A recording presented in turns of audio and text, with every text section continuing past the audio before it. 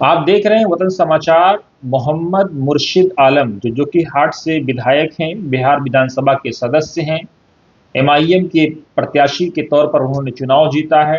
अब उन्होंने मुख्यमंत्री नीतीश कुमार जो बिहार के वजीर आला हैं, उनकी प्रशंसा की है, उनको अपना राजनीतिक गुरु बताया है और कहा है कि वही उनको जेडीयू में लेकर के आए। उसके बाद उनके लिए राजनीति के दरवाजे खुले और आज वो विधायक बने।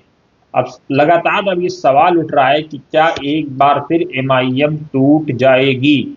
जो 2020 के चुनाव के बाद एमआईएम टूटी थी और एमआईएम के 5 में से 4 विधायक आरजेडी में चले आए थे। अब खबर यह है कि क्या इस बार 5 में से 4 जो है वो जेडीयू में आ जाएंगे, क्योंकि अलग अलग हल्के से ये खबरें आ रही हैं कि लगातार ये कोशिश है जेडीयू की कि अपने आप को एक बड़े दल के तौर पर बिहार में प्रोजेक्ट किया जाए। जो बीजेपी से उसकी कम सीटें हैं उसको यहाँ से पूरा किया जाए और जो उसका बड़े भाई का रोल बिहार में पहले था उसको अब भी बाकी रखा जाए। अलग ये भी खबर आ रही है कि जेडीयू के कई नेता कांग्रेस के कई सारे विधायकों के टच में हैं और कांग्रेस के विधायक भी टूट सकते हैं।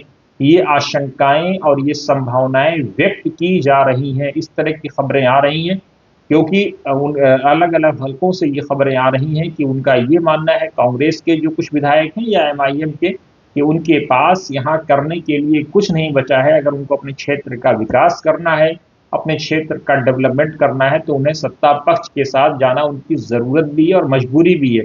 क्योंकि जो हश्र महागठबंधन का बिहार चुनाव में हुआ है वो अप्रत्याशित है। उसकी जो है उम्मीद किसी ने नहीं की थी। ऐसे में इनके पास यही एक विकल्प बचा है कि वो सत्ता पक्ष के साथ जाएं, अपने क्षेत्र के विकास के लिए काम करें। इन खबरों में कितनी सच्चाई है, लगातार ये अलग अलग प्लेटफॉर्म से आ रही हैं। हालांकि इस तरह की ये खबर बसपा के विधायक के ताल्लुक से आई थी, जिस पर उन्होंने सख्त कमेंट किया था। कहा था कि मीडिया को कम से कम तथ्यों पर आधारित खबरें पेश करनी चाहिए और कोई भी ऐसी खबर पेश नहीं करनी चाहिए जिसका कोई तथ्य ना हो या जिसका कोई बैकग्राउंड ना हो। उन्होंने कहा कि हमारे ताल्लुक से इस तरह की भ्रामक खबरें फैलाई जा रही हैं कि मैं बसपा छोड़ रहा हूं, जबकि मेरे किसी परिवार के सदस्य की या शायद संभवतः उनके पिता की तबीयत खराब थी, उसमें वो इन्वॉल्व थे, उसको लेकर के वो परेशान थे। उन्होंने कहा कि मीडिया ने जानने की कोशिश भी नहीं की कि वो किन परेशानियों से गुजर रहे हैं और उनके बारे में अफवाह फैला दिया। तो क्या मीडिया में आने वाली खबरें कांग्रेस के विधायकों को लेकर के और एमआईएम के विधायकों को लेकर के अफवाह हैं, या जो मोहम्मद मुर्शिद आलम ने बयान दिया है कि नीतीश कुमार उनके राजनीतिक गुरु हैं, या उनसे उन्होंने प्रेरणा ली है, या वो ही उनको जेडीयू में लेकर के आए थे और आज फिर वो विधायक बने हैं।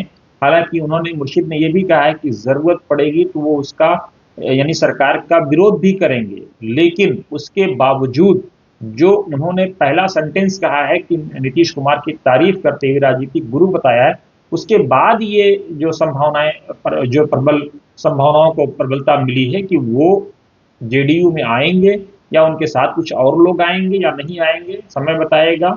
जैसे जैसे जो अपडेट्स आएंगे वहां तक पहुंचाते रहेंगे। बने रहिए वतन समाचार के साथ।